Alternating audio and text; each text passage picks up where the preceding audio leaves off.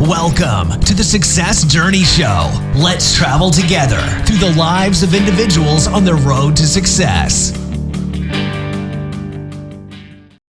Hey, what's going on, travelers? Ricky Ventures and Marlon Madden, and we are back with you for another episode of the Success Journey Show. What's going on, Marlon? How are you today? I'm doing well. By the time people hear this, they'd already know that you're 40. Yeah. You had your right big, you see there in the background, he had his big party at his house, his 40th birthday party. Everybody, the Queen of England, she flew in. Yeah. She has some tea. The Prince of Wales, the Duke of Nottingham came over. So Lancelot and all the knights were there at the round table. Everybody it was a great time, man. It was great. It was amazing. Like Marlon said, by the time you guys see this, man, by the time you hear this, it definitely would be a couple weeks away. But dude, it was great, man. It was beautiful just having everybody in the room, all the people in the room, in the house, and just the backstory to get there. My wife and I just sat back at the end of it like, man, we did it. This is something that we talked about doing early summer. Actually, I've been talking about it all year. And then as summer came around, it was like, all right, did we do it or not? And then she's like, nah, let's just do it. And we went ahead and did it. And, it's just, dude, just the love in the room, man. I was in tears, crying and laughing, crying emotionally, it was whatever, man. It was just good, good time, man. Good time. So, man, appreciate you guys for jumping in there. Donovan, Marlon, Rayvon, and my pops, my godfather, my mother, all these guys, man, just speaking into my life and just reflecting. My mother-in-law held it down with the food, just went in. I tell you, man, it was amazing. Some friends came in, hold it down. We got to get him on the show. Hugh Sinclair, man, he's doing his wife, Candace, and my boy Nehemiah came through. Like, man, I'm gonna stop. I gotta stop. I did that. I did that night too. I want to miss somebody, man, and I don't want to miss anybody. You didn't mention me. Everybody was equally, loved, and even people that were not there are loved. Like I got notes from some people like, oh man, where's I'm like, yo. My house is the only fit, whatever. I'm not even going down that route, right? Like, it's just, man, I'm just so grateful that I'm 40 now. And, it's different, it's different. Now I know what these old guys, have been experiencing. And now I can just, I'm gonna be laughing with them now versus, laughing at them. So. Yeah, it was good, man. It was. I might just do something different. People do their 40th and their 50th. I might do like a 46 birthday party.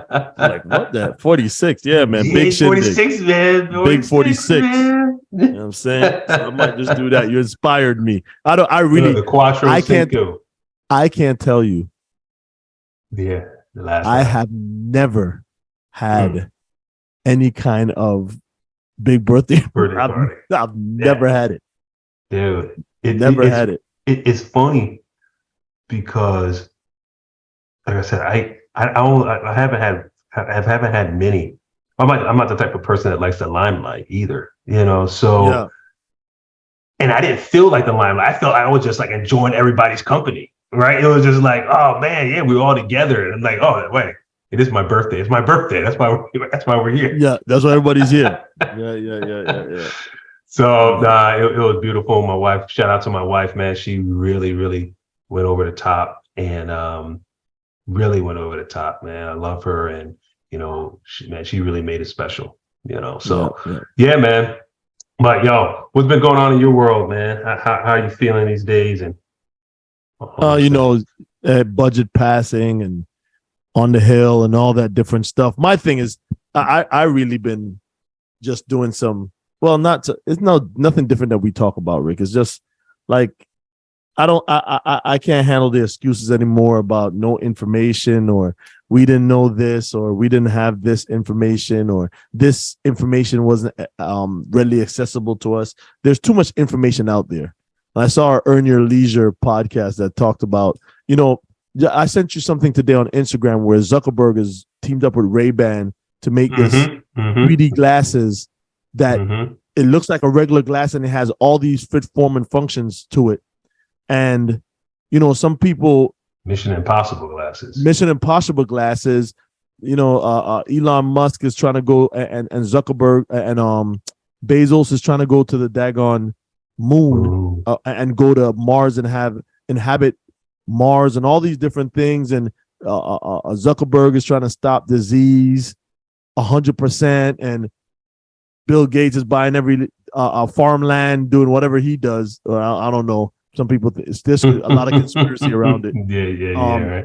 All these different things that people are doing, but yet still our people in our culture, right? Like they like to say, are still talking about like who's wearing what, who's beefing with what, who's driving a nicer car, and who has just bought a nice home, and like it's not. Yeah, what we're the priorities, man. on, what the priority is not. It's not where it should be, right? It's not where it should be. People are trying to live a life that they're like partying. Look at it. Partying is at the forefront of everything we do. Like, you have to get on the Instagram and you have to show that you go to a party. If you say we're going back to Africa, what they show when they go back to Africa is the partying scene of it. If they go to a foreign country that they're visiting, the party scene is what we're showing. Yeah. Right? We're on jet skis and we're it's not. But there's no edification or growth. But what I realized, man, the people that are movers and shakers, they are inspired and they wake up inspired to move and shake. Yes. Right. Now, on the contrary, there are people that like partying that like to move and shake as well. Right. Yes, they do. In a different way. But here's the thing.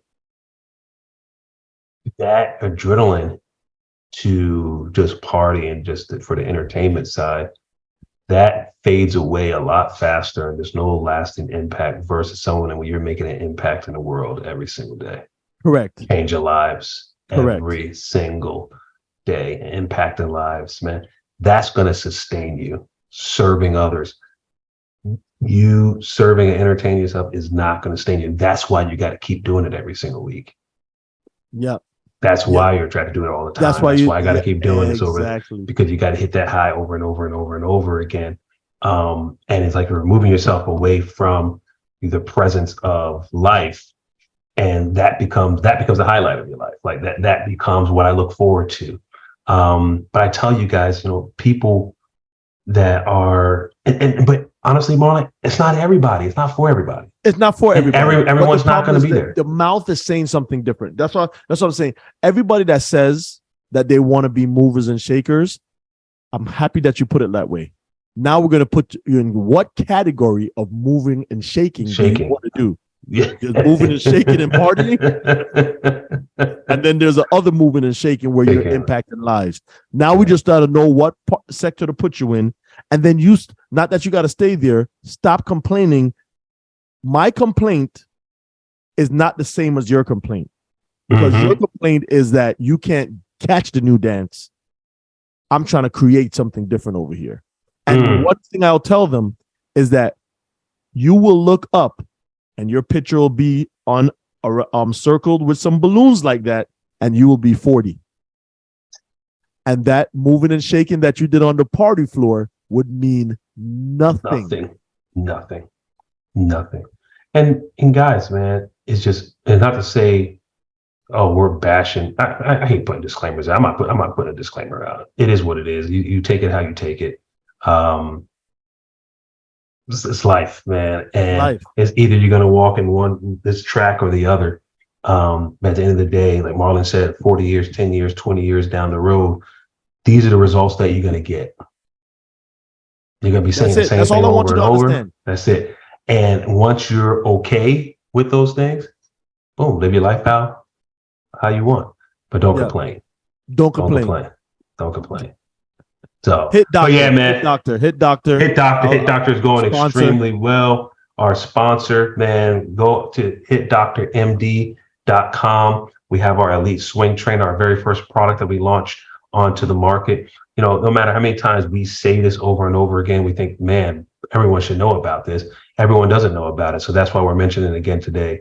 The elite swing trainer on the Hit Doctor, hitdrmd.com. Go check it out. If you know someone that's playing softball or baseball, they need to have this in their bag. You know, a person that's coaching softball, baseball, they need to have it in their bag. A couple of them in their bag. A couple of them, a few of them in a bag, multiple tees with it. So go check it out. We have a few retail partners as well. Man, the company is growing. It's exciting to see the leaps and bounds. We're learning something every day. There's not a day that goes by we don't learn anything. Built up a new vertical, the marketing vertical. Oh yeah, yep. Building up the marketing side. It's just making pivots and learning. You know, like you'll learn today. One of the biggest things today that you'll learn in this episode is a 60% rule, right? The 60% rule. And she didn't say it that way, but I'm going to call it the 60% rule. I'm going to title it, right?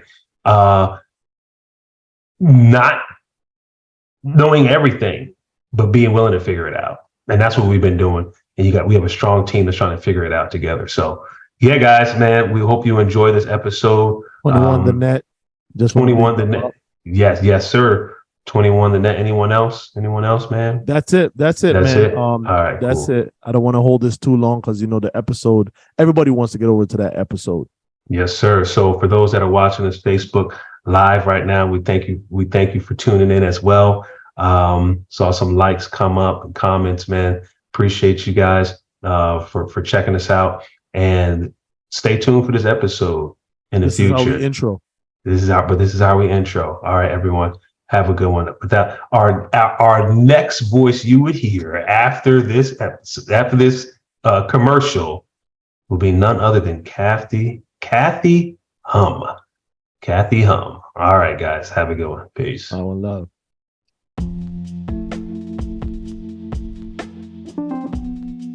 You've been listening to the Success Journey Show.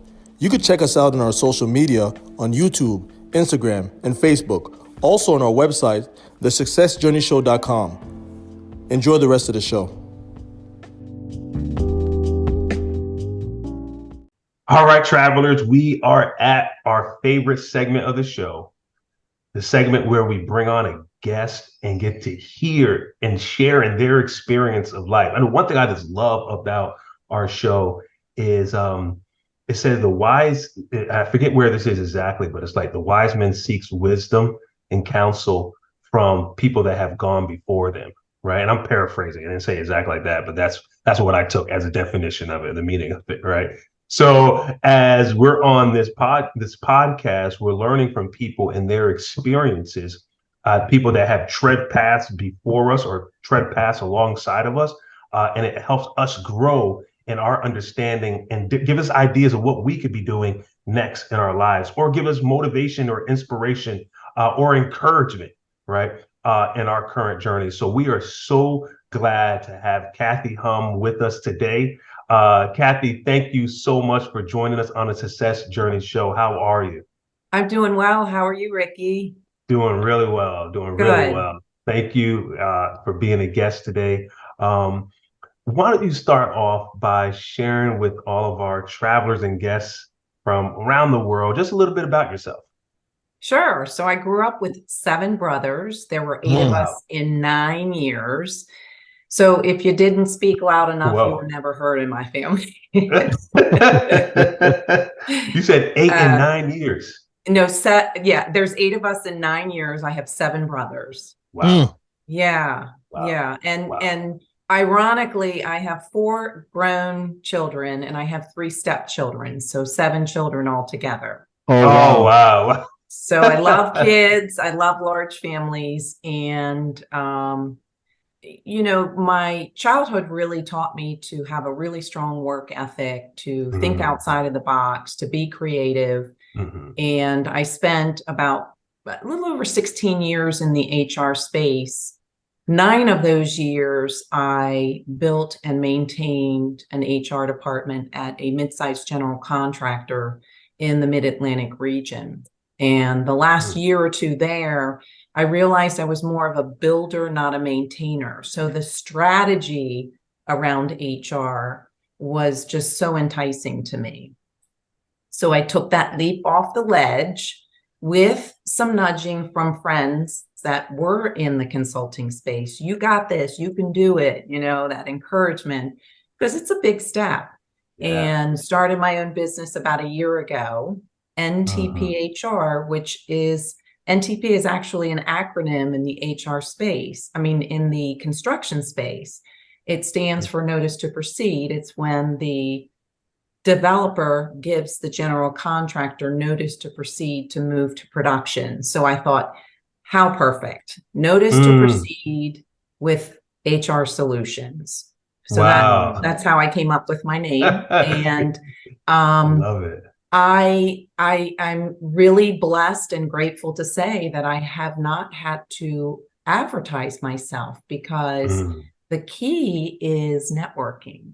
And while I was at Harkins, the general contractor, I got involved in an organization called Associated Builders and Contractors.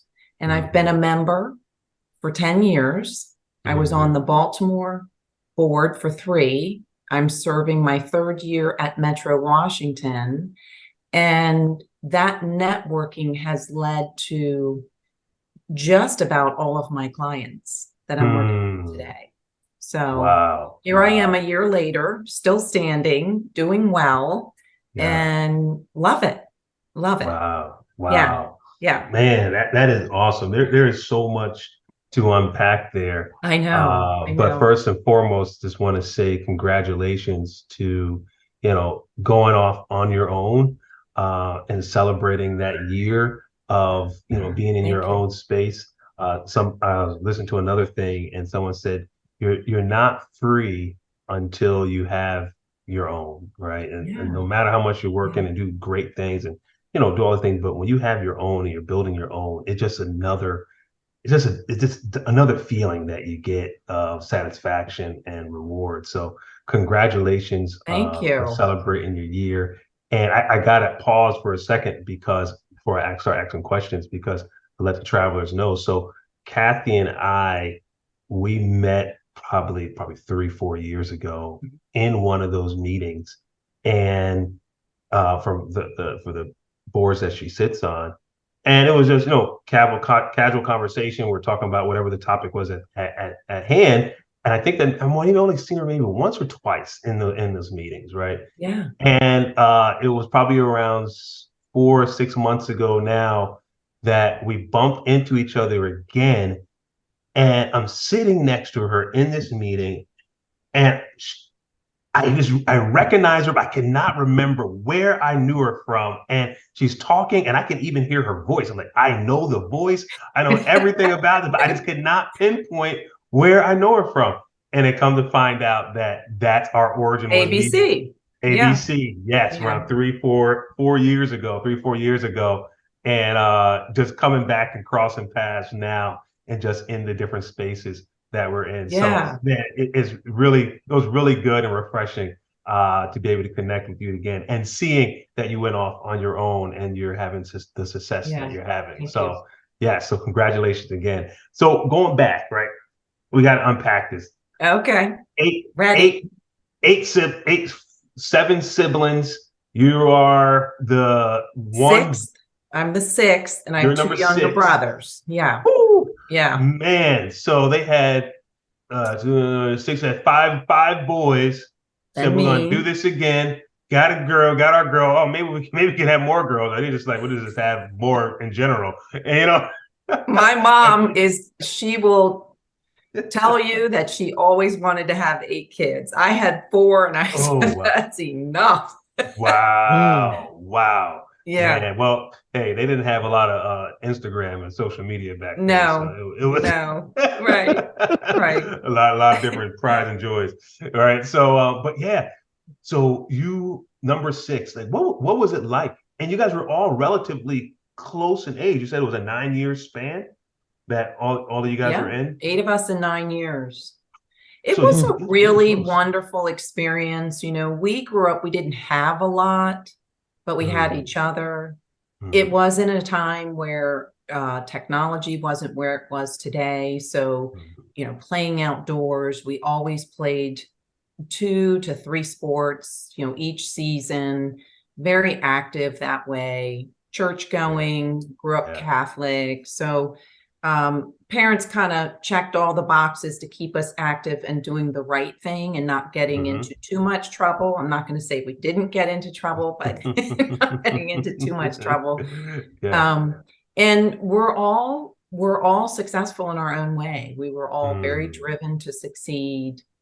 Most of my brothers are baby boomers, and generally, it's put your head down, do your work. You yep, don't need a lot yep, of positive accolades. yep, And yep, yep. that's kind of, I'm a Gen X, but really kind of feel like I'm a A baby boomer. boomer. Yeah, a Yeah, yeah, boomer. yeah, yeah. Um, Wow. so it was great. Today, would I like to have had a sister? Yes, but growing up, I didn't know any different. Mm-hmm, mm-hmm. Wow. So No, that's yeah, awesome. yeah.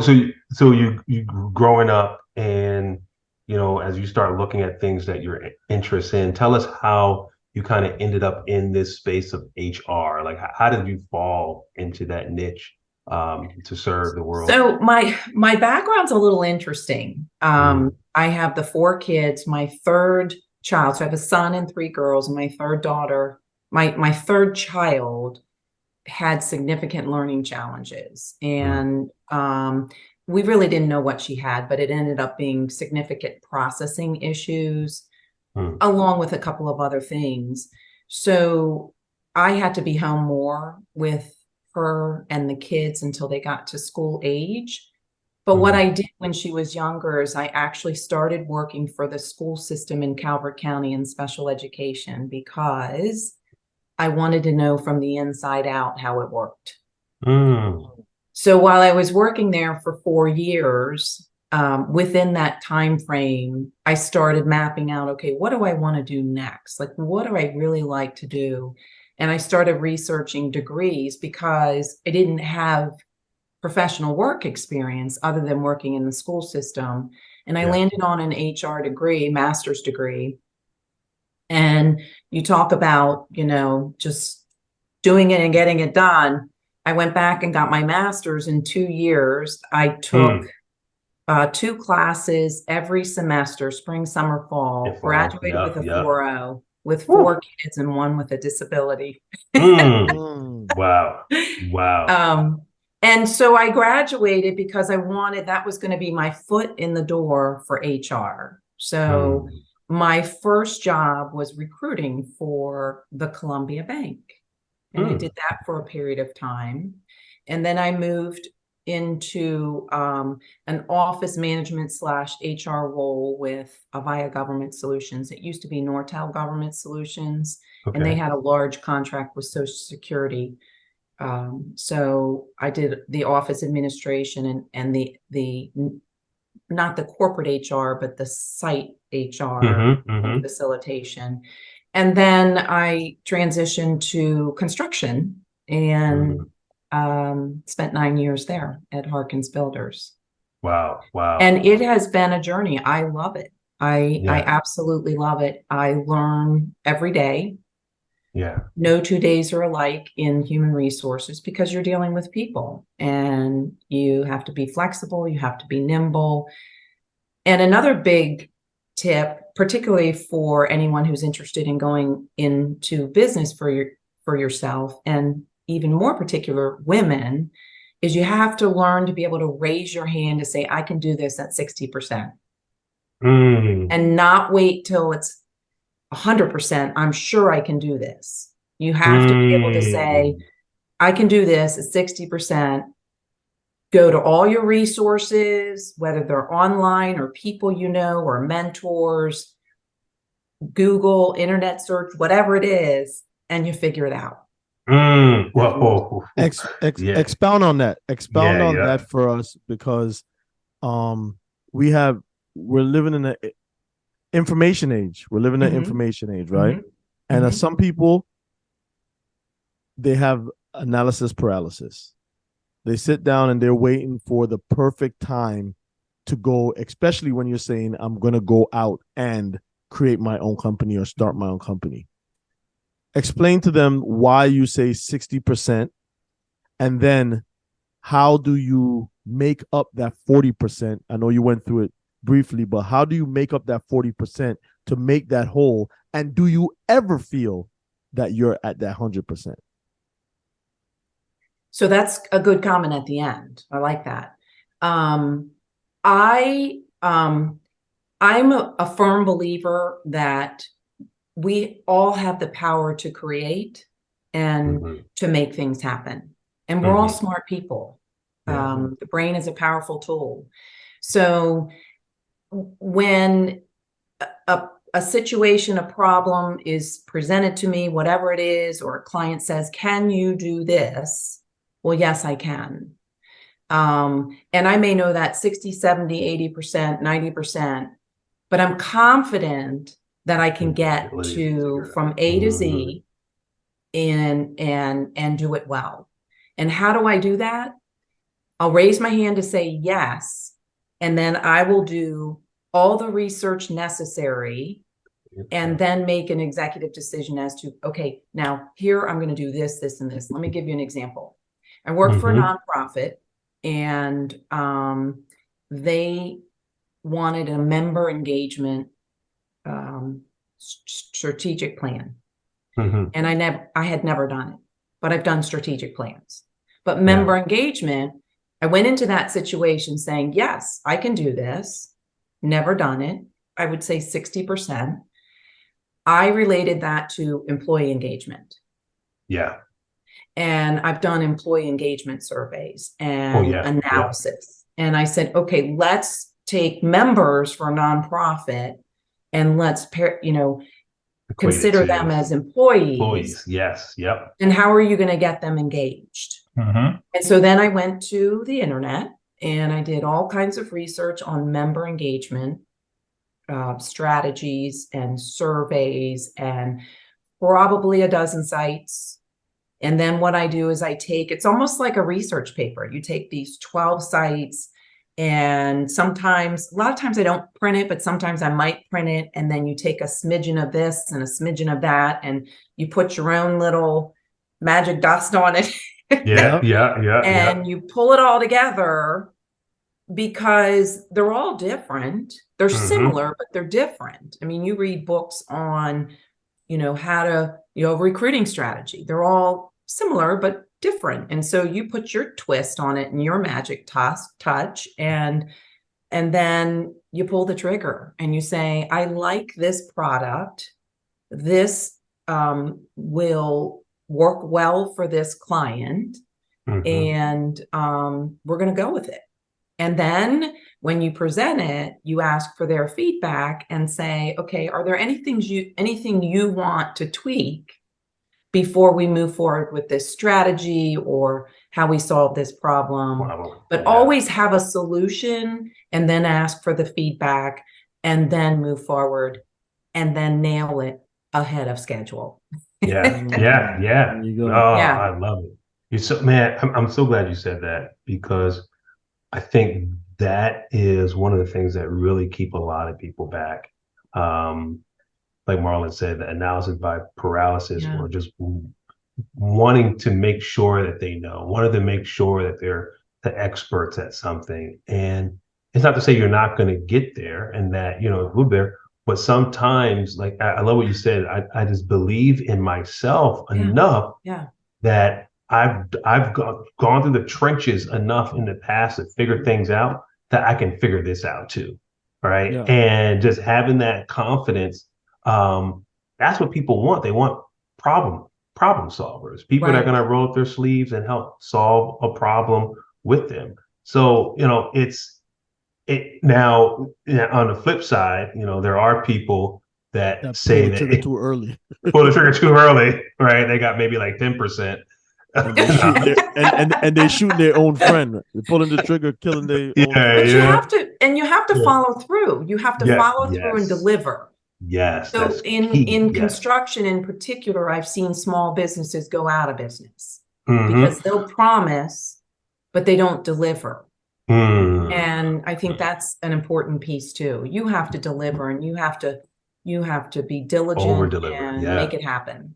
Yeah, no, that's Yeah. so true. What have you seen different in the different sectors of HR? I know you say people are people, right? But people that work in construction versus nonprofit versus and you don't have to tell me anything that's proprietary of Yeah. information, but more in the sense of how do you address the different spaces that you have to move in? Do you like analyze? Do you realize, okay, I'm going to be in this type of space? These are the type of people that typically are in these different sectors. Do you talk to them different? Do you communicate? All the different things. Are those going through your head, or are you just like, hey, you know what? Let me just. I'm not going to explain what you do. Just how do you address those types of different areas? So in HR, there are basic functions. You've got recruiting, you've got benefits and compensation, you've got learning and development, and I couple in there career development, career paths, performance management, and you have compliance. And of course, you always have employee relations and employee issues you have to deal with, and that's on a regular, ongoing basis. So HR is transferable from business to business. But if you know and understand the business, you're a better asset, a bigger asset to the C-suite team. And what I've always done is I've learned the workforce by meeting them where they are. When I started at Harkins Builders, I said to my boss at the time, he said, so what are you going to do in the first 90 days? I said, I'm going to go to every job site and I'm going to meet every person in this company. You are. And I said, yep, got my boots, got my hard hat, got my vest, I'm good to go. Yeah. And he said, really? And I said, well, employees are my customers and I have to know them. I report to the executive team, but the employees are my customer. So we need to know, as HR representatives, we need to understand the workforce. We need to understand the breakdown of the different generations in the workforce, because each one of them, in general terms, because not everybody falls into their millennial, Gen Z, whatever, boomer, but in general, they all want something different, from attracting talent to retaining talent. So you need to understand that. You need to keep your thumb on the pulse to really elevate a company to the next level, a higher level. Yeah, no. So, I like that. So just understanding your workforce is important, and meeting everyone in the workforce. Now, I can tell you there is a difference. If you're corporate HR and you try to apply corporate HR and maybe more rigid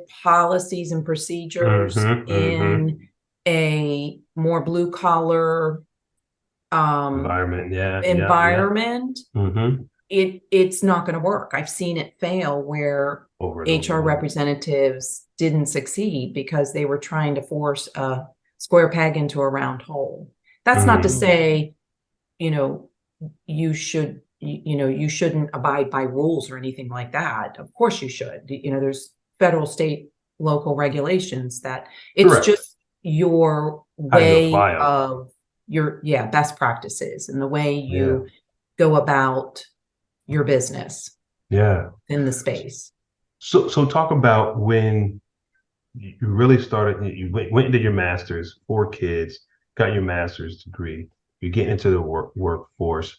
How was it still? I imagine there still was a juggle there with getting into your career talk about one element of it, and I know that my wife, she had a similar kind of story in the delayed workforce experience, right? So you're getting into the workforce, you don't have as much experience because, you're, like you said, you're working in the school system, things of that nature, but it wasn't like the career you was building. You get back to go back to school. Now you have your kids, all the kids get ready for school, things of that nature. Now you're entering the workforce, and it's like, where do I place in this workforce? Like, where am I positioned? I'm not someone coming right out of college going into this. But at the same time, the people that were my peers in college, they're much further in their careers because they've been here, right? How did you feel going through that transition and just really getting back into the workforce?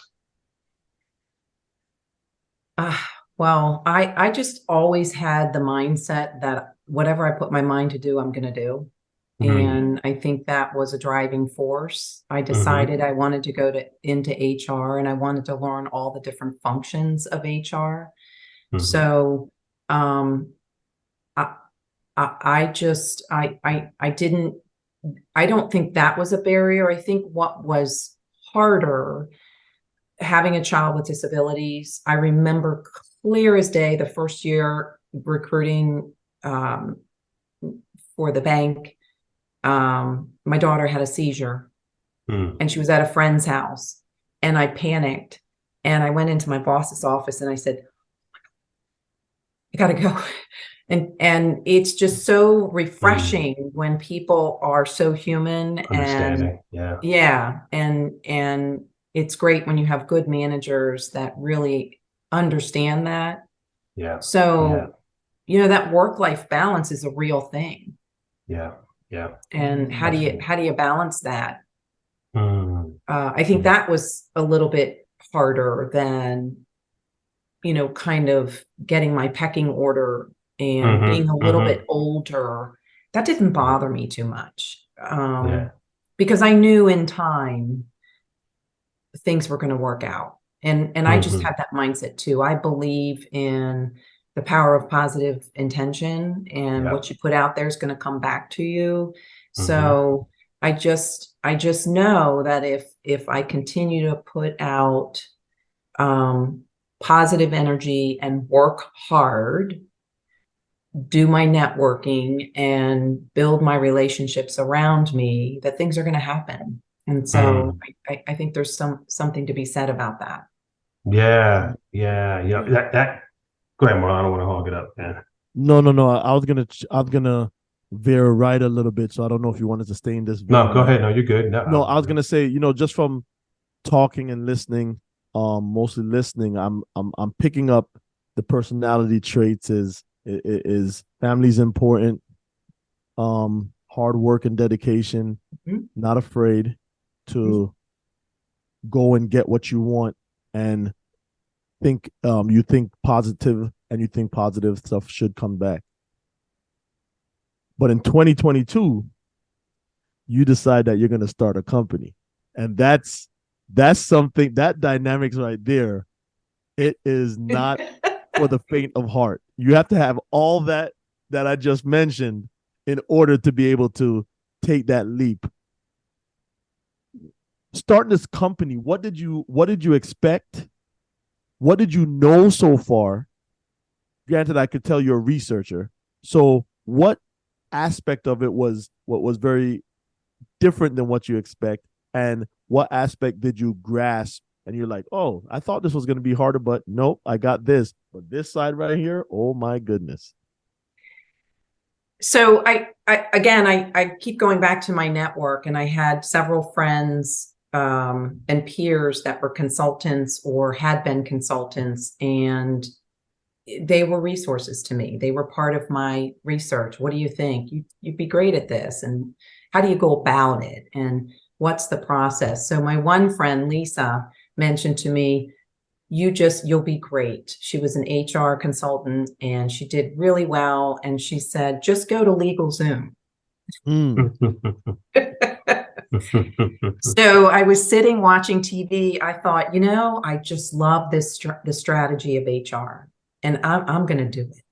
So I was watching TV one night. My husband he had no idea what I was doing. And I go into LegalZoom and I said, name. What name would you like to be called? And I said, NTP HR. Congratulations, that name is available. It's available. And then it was a couple more questions, and probably 30 minutes later and a few $100 later, congratulations, you just started your own business. Yes, there you go. And I looked at my husband and I said, Wes, I said, I just started my own business. He said, what? and I'm not kidding. It was 30 minutes. That's all it took. A couple $100, I'm in. Yep. And so he was all excited. And then I put my message out on LinkedIn. I started my own business, and the text started rolling in. Oh, wow. She's a free agent. She's a free agent. Wow. We want you to come talk to me. Mike Henderson of ABC Greater Baltimore, he reached out and he said, I heard some news. We need to have lunch. Oh, wow. So what I did in the 9 years while I was at Harkins at Associated Builders and Contractors, people knew me as the HR lady. They'd come up, they'd saddle up next to me at an event, and I've got this problem. I felt like Dear Abby. What's going on? Whether it was a harassment claim or what's the new law for this, and so I would just share my experience, and people just got to know me as the HR person. And the funny thing was, when I little by little, this few weeks in, I got a client, and my husband and I both work at home, and he's upstairs. I ran upstairs. I said, a client. He said, really? I said, yeah, I got a client. A few days later, I ran upstairs, got another one. So I guess I'm not sure if I'm answering your question, but I took that leap knowing I had built a good network. Mm-hmm. I was confident in my HR abilities, and I felt very, you put positive out, you get positive coming back to you. And I felt like things were going to happen, and they did. When I started progressing, what I found, I love the strategy piece. Absolutely love it. Build a performance management strategy, strategic planning, a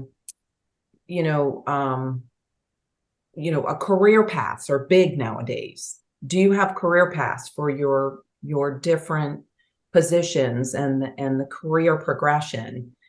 A lot of people don't. So let's dig in. Let's roll up our sleeves. Let's figure this out. What kind of training do you need to get from here to here?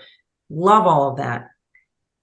What I realized probably 6 months in is that I wanted to do it all, but you can't do it all.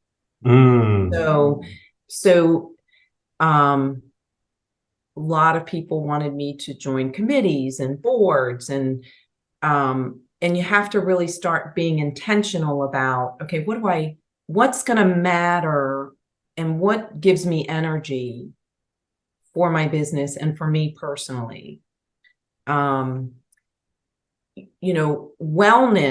was a component of my initial HR assessment, but I really don't have a lot of experience in wellness. Could I put together a wellness strategy? Absolutely.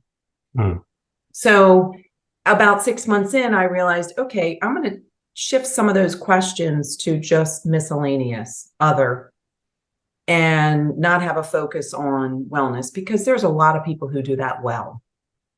And so you start to kind of form and shift and say, okay, these are the things that I really do well, and this is what I want to focus on.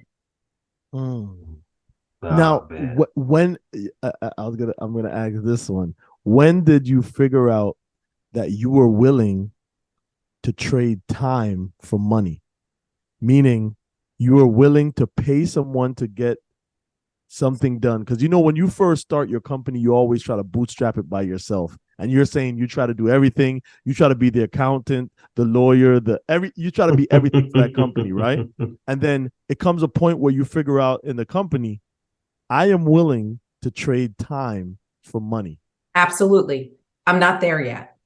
Mm. I'm not there yet. My goal is to maintain a 40-hour work week. That's my goal. Yeah.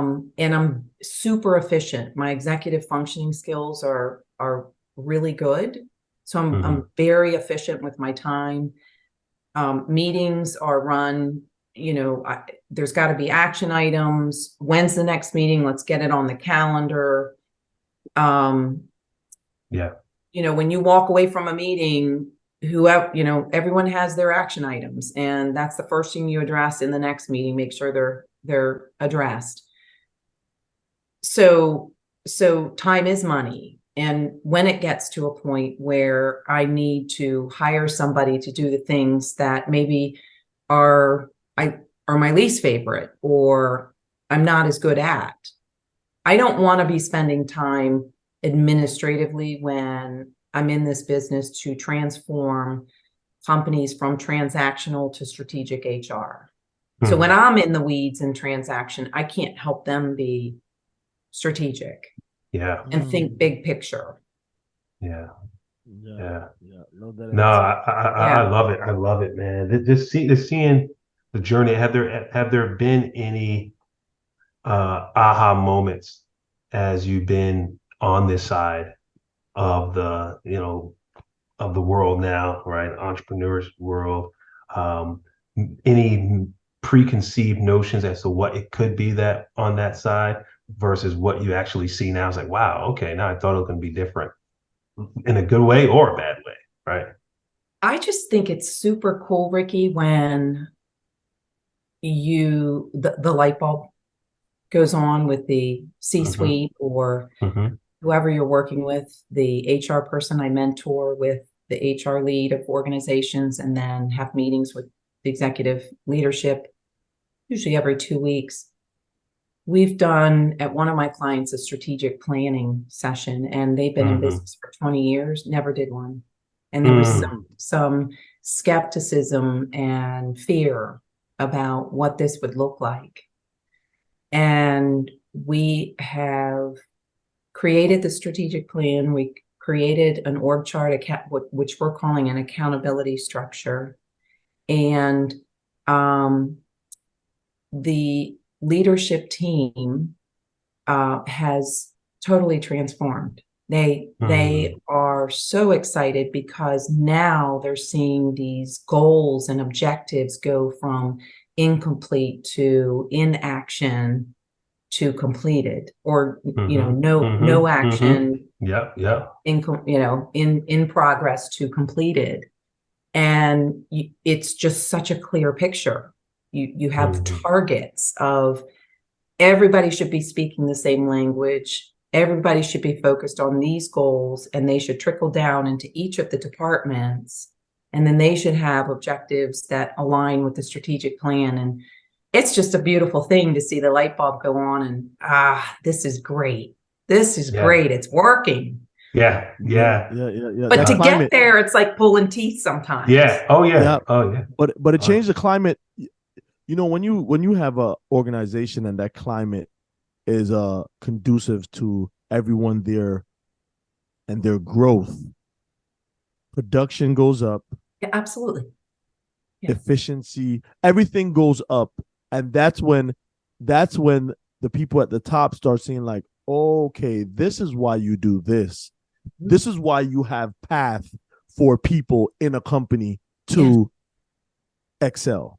Yeah. Because they want to have benchmarks in order to accomplish whatever they want to accomplish. And now they're working more efficient, more harder, whatever the situation is. And then their eyes start to open up. So I can attest to that, to say anytime I went into any kind of company and I saw, and you could see the climate, that the climate wasn't right, you knew that the top wasn't paying attention to those people that were lower in order to get them to a higher level. Yeah. And I don't know if you want to expound on that. Well, I can tell you that when when the C-suite has buy-in to HR, wonderful things happen. I remember a friend of mine, he knew the CEO at Next Day Blinds, and his best advice to him was, your best partner in your organization should be your HR lead. That should be your confidant and your right-hand person. And when C-suite buys into that, and you have the right strategic person in that place, it's a wonderful thing.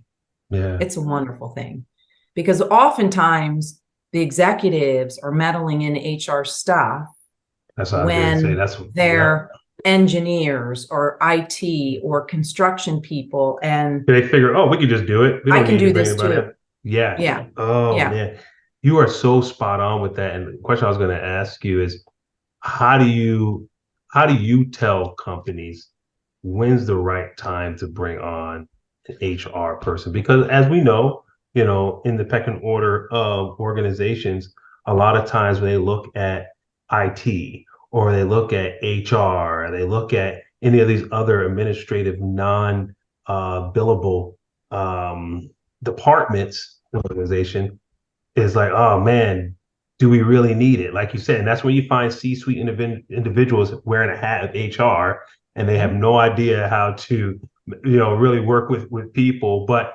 they make sure that, don't get me wrong, everybody, they make sure the policies and things are in place, so they're complying with stuff, but they're not operating in it.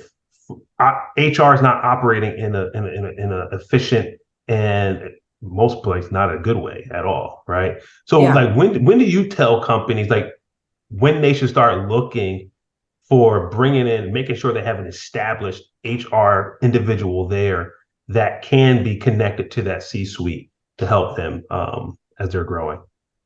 Here's how it rolls most of the time. Company starts, they get to about 20, 25 people, and the executives are wearing multiple hats. They're doing payroll. They're doing everyone's performance reviews. They're making sure everybody's happy. They're doing the recruiting, and they're not doing what they're good at, which is getting business, networking, thinking strategic and big picture. Then what they usually do is they hire somebody to do payroll. And then they take this payroll person. They're like, you know what? No, you need to do these HR functions too. Yeah. So payroll is lumped into HR, and an accountant, HR person. Yeah. So they're lumped together. And I go into some of these organizations. In some cases, they have 50 people and they don't have an HR representative. And what I do is I do an HR assessment, and it's from soup to nuts. You have to, fill this out before we meet in person, because I'm a firm believer in the in-person meeting. And it has a bunch of questions on strategic planning, recruiting, all the functions of HR, so I can get a broad brush of where they are. And when I go into that meeting, if they don't have an HR person, I can guarantee you on my summary, I break it down into red, yellow, green. At the top of the list is you need to hire, I'll work with you to hire your first HR person. But I have the conversation with them in the meeting too. Look, there's a lot involved in HR. And if you want to do what you do well, and you want, John Smith and Susie Smith to do what they do well, you have got to pull this all in to one department and have, at the very least, an HR generalist that can help you with recruiting and tracking down performance appraisals and administration, compliance, updates to the handbook, writing policies. There is a lot to do. And the funny thing is that most people in organizations will chuckle, and behind the scenes they're like, I don't even know what HR does. What do they do? They don't even know what we do. What they do. And until they have a problem. Yeah. And I'm currently teaching a master's HR class, human capital management, at UMBC. And I broke it down into three goals, objectives to reach. One is you're hiring your first HR hire. The second is building your HR department. And the third is building cohesive teams. Yeah. So when we get through a lot of the content, the students are, wow, there's a lot to this. And one student I had last semester worked at BG&E in engineering. And he said, man, I had no idea you all did what you do. So I always, my rule of thumb is you should have one HR person for every 50 people in your company. It's kind of my rule of thumb. And if you aren't automated, you need to do it yesterday.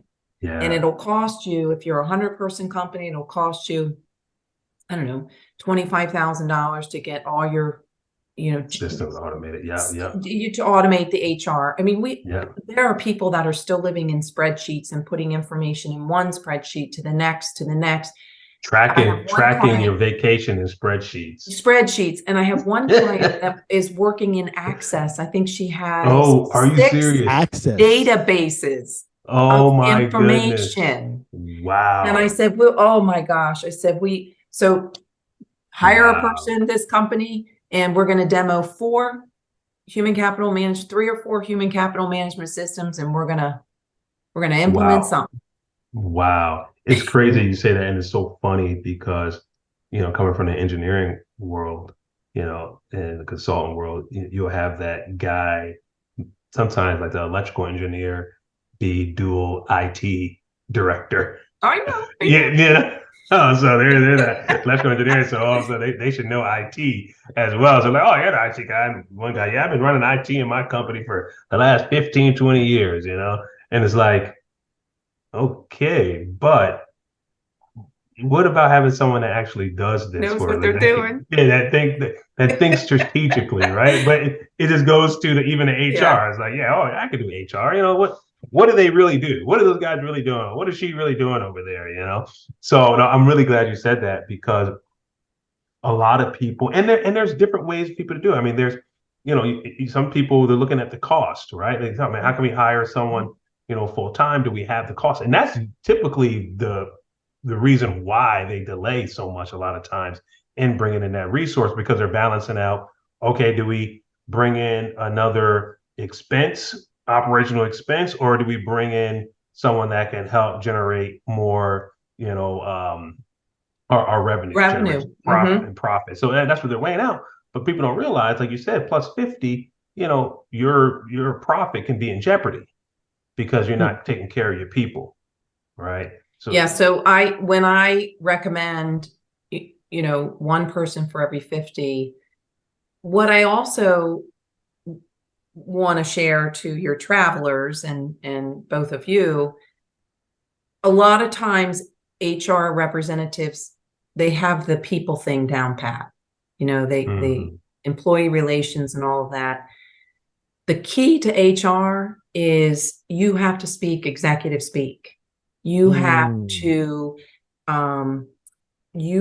be able to help the executives manage cost and risk as it relates to human capital. And when you can do that, then you are of value to that organization. Yep. We call that talking up the chain, right? Yep. Once and you learn how to talk, a lot of HR people, they're good at dealing with people, but they'll take a problem to an executive. They don't have a solution. They don't, the first question out of a CEO's mouth is, what's it going to cost? So what do we do? Yeah, what's going to cost? Well, I don't know. Well, what's the impact to the business? What's the risk?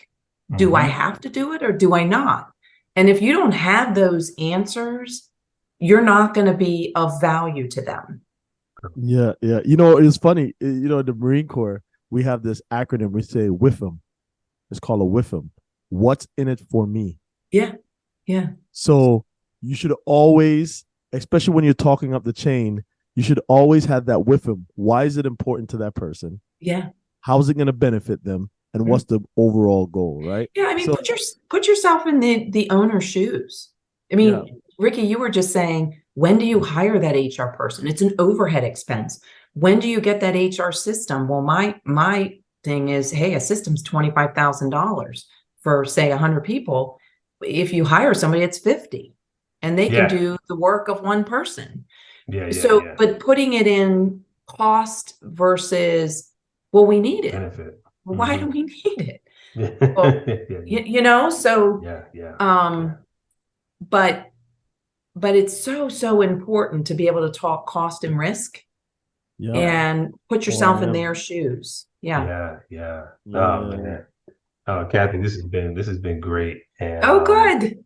man, this is really good. Because you're coming from a perspective, you brought a lot out today in the show, and one thing I want people to just realize is that the biggest thing I want them to realize is what you said at the beginning, just your mindset kind of going into this, Yeah. right? The mindset of that 60%, right? That's not something that's taught broadly, right? There's a group of people that understand that, but it's not taught broadly enough of believing in yourself enough to and your track record and what you've done and all those things, not just make believe that. We're not talking about make believe, guys. We're talking about believing in yourself. Don't make believe in yourself. Believe in yourself as to what you've done so that you can be confident enough that, hey, I could put myself in a challenging position to learn, to grow, because I know that I want to be able to add value to the space that I'm in. And I really thank you for sharing that and all the other nuggets that you have shared. But I really want to come back to that point because, a lot of people don't say that enough. They don't say that enough and they don't hear that enough. And it keeps people stagnant. And a lot of people that are launching off into the business, like you said, you sat there in a matter of 30 minutes, you had your business started. Yeah. How many conversations have you heard people say, I want to start a business? A lot. And and they're talking for years, like, oh man, I tell people like, oh, Mickey, help me start a business. I'm like, I can do it in like 10 minutes, right?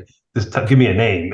Give me your name, your address. I can get you a business started in 10 minutes. There's nothing more. But I do just want to add that women tend to have more difficulty. There are studies done that if you had a bunch of men and a bunch of women in a room, the women typically need to know the answer 100%. And men typically will raise their hand at 75, 80%. And look who's moving forward, right? So I always encourage, as a mentor of women, I have a mentee and I have a mentor. But my mentee, I asked her that question when I first started mentoring her. And I said, are you the type of person that raises your hand when you know it 100% or 75%? She goes, oh, absolutely 110%. I said, we have to get you to 75%. And 110, that wasn't part of the question. You never raise your hand. No. I said, we have to get you. And like several conversations later, like 6 months later, she said, Kathy, she said, I remember what you said.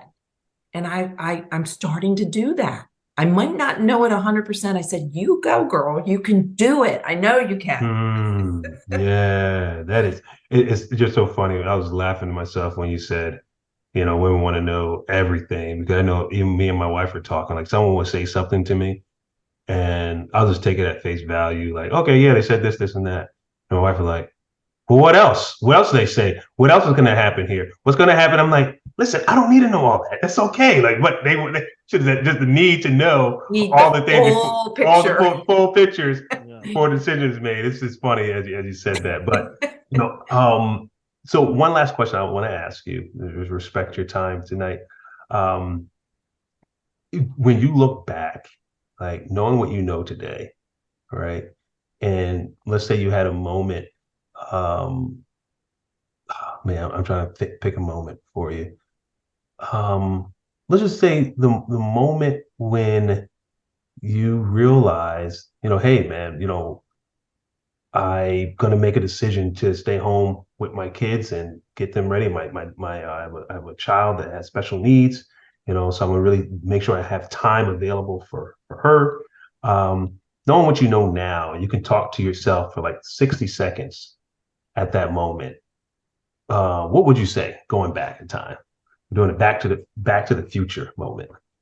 Well, I wouldn't change what I did because all of my kids needed me when they were younger. but particularly my daughter with disabilities, and she is thriving. She's almost 26. So I wouldn't change what I did, but what I would probably have done was to step out on that cliff sooner. Mm. Mm. Mm. Wow. Yeah. Wow. Yeah.